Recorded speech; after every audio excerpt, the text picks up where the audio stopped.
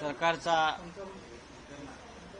सदा आवडता याचिकाकर्ता जो प्रत्येक वेळेला सरकारला मदत करण्यासाठी विशेषतः फडणवीसांना विंध्यांना आघाडीवर असतो, त्याच्या याचिकेवर कोर्टानं निर्णय दिला. ही याचिकाकर्त्याची प्रतिष्ठा काय, याचिकाकर्त्याचं योगदान काय. महाराष्ट्रामध्ये अल्पवयीन मुलीवर अत्याचार होत आहे. याची जबाबदारी भविष्यामध्ये हा याचिकाकर्ता है, जिस पिटिशनर लेने वाला है या कोर्ट लेने वाला है, क्या करेंगे. हम उनका आक्रोश, त्यांचा आक्रोश देशभरात पोहोचवण्यासाठी आजचा बंद होता. हा काय राजकीय बंद नव्हता. पण आजचा बंद जर 100% यशस्वी होणार होता, त्याच्यामुळे सरकारला अडचण झाली असती. काही दिवसापूर्वी भारत बंद झाला. तुम्हाला माहित असेल, भारत बंद झाला 8 दिवसापूर्वी. भारत बंद झाला. बहुत अनेक राज्यात बंद झाला. महाराष्ट्रात काही भागात बंद झाला. त्याच्यावरती कोणी कोर्टात गेलं नाही.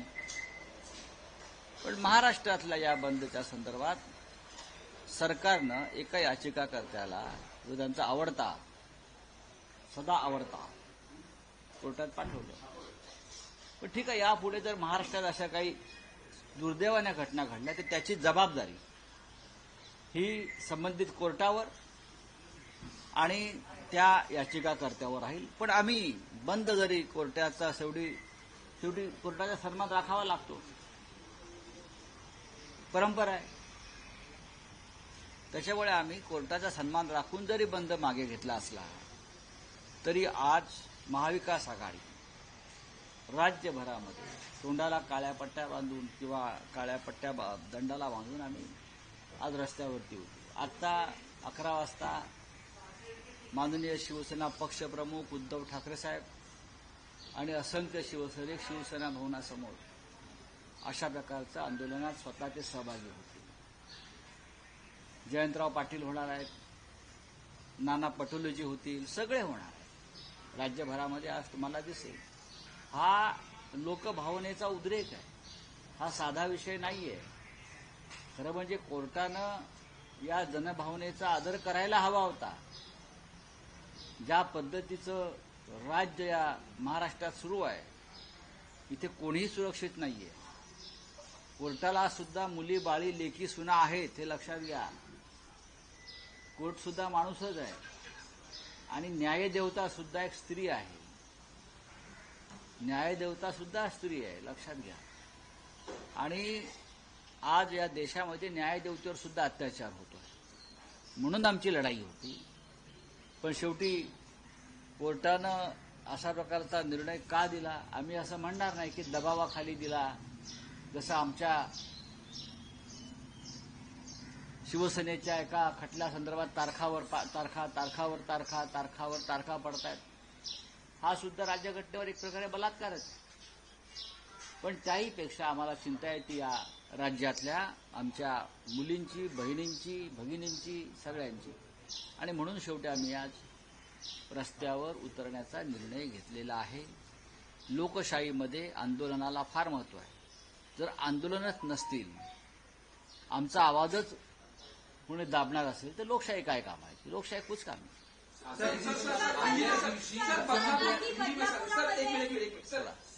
बदलापुर वाले मामले को लेके कोर्ट ने पुलिस पे फटकार लगाई थी, सरकार पे फटकार लगाई थी कि जनता उतरती है रोड सड़कों पे जब आप मामला दर्ज करते हो. और कोर्ट ने ऑर्डर दिया. आश्चर्य है मुझे कि महाविकास आघाड़ी की तरफ से एक बंद का ऐलान किया. ये बंद कोई राजनीतिक कारणों के लिए नहीं है.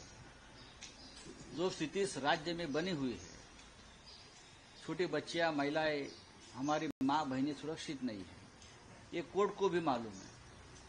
ये कोर्ट ने भी इंडोर्स किया है. तो हमने ये तय किया कि देश का अटेंशन, प्रधानमंत्री जो यूक्रेन में है, पोलैंड में है, शायद वहां तक हमारा आवाज जाएगा. प्रधानमंत्री यहां कहां है, गृहमंत्री कहां है. प्रधानमंत्री यूक्रेन, पोलैंड, रशिया, हाँ, वहां की जो समस्या है उसके साथ जुड़े हुए हैं. तो हमारी महाराष्ट्र की माँ, बहनें, बच्चियां, माता, उनके ऊपर जो अत्याचार हो रहा है, तो शायद पोलैंड तक जाएगा हमारा आवाज। इसलिए हमने बंद की घोषणा की थी। लोकतंत्र में इस प्रकार के आंदोलन को मान्यता है, कोई हमारा आवाज दबा नहीं सकता, चाहे मोर्चा हो, चाहे संघर्ष हो, चाहे अनशन हो, चाहे बंद हो।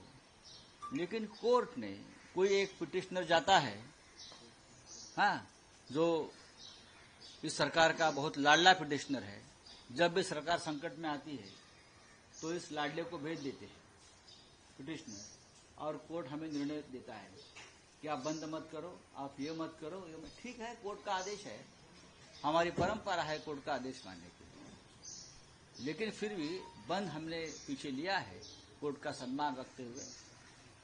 लेकिन हम आंदोलन करेंगे। आज 11 बजे कांग्रेस, राष्ट्रवादी कांग्रेस, शिवसेना, तीनों पार्टी के नेता बाहर आएंगे, सड़क पर आएंगे, मुंह पर काली पट्टी बांधने के, हमारा आवाज दबाने की कोशिश हो रही है और हम आंदोलन करेंगे। उद्धव ठाकरे जी, शिवसेना चीफ, आज खुद शिवसेना भवन के सामने आंदोलन में शामिल होंगे। सर, आपने एक और मामले में कहा कि हमें तारीख पे तारीख दी जा रही है कोर्ट में। देखिए, वो भी हमारी 3 साल से सुनवाई कोर्ट में चल रही है,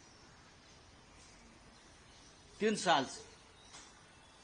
महाराष्ट्र में एक गैर कानूनी सरकार चल रही है, हाँ, अनकॉन्स्टिट्यूशनल, और कोर्ट हमें कहता है कि हमारा बंद अनकॉन्स्टिट्यूशनल है। ये बहुत ही गंभीर बात है। एक सरकार राज्य में चल रही है, हम कहते हैं दिस इज अनकॉन्स्टिट्यूशनल गवर्नमेंट, और हमें कोर्ट कहते हैं कि आप अनकॉन्स्टिट्यूशनल बंद का ऐलान कर रहे हो। तो हम किसकी बात सुने? वो सरकार के बारे में कोई निर्णय नहीं है, तारीख पे तारीख, तारीख पे तारीख, तारीख पे तारीख। लेकिन यहां तो 24 घंटे में हमारा बंद का सुपड़ा साफ कर दिया। फिर भी हम कोर्ट का आदर करते हैं, लेकिन हमारी लड़ाई जारी रहेगी। Thank you.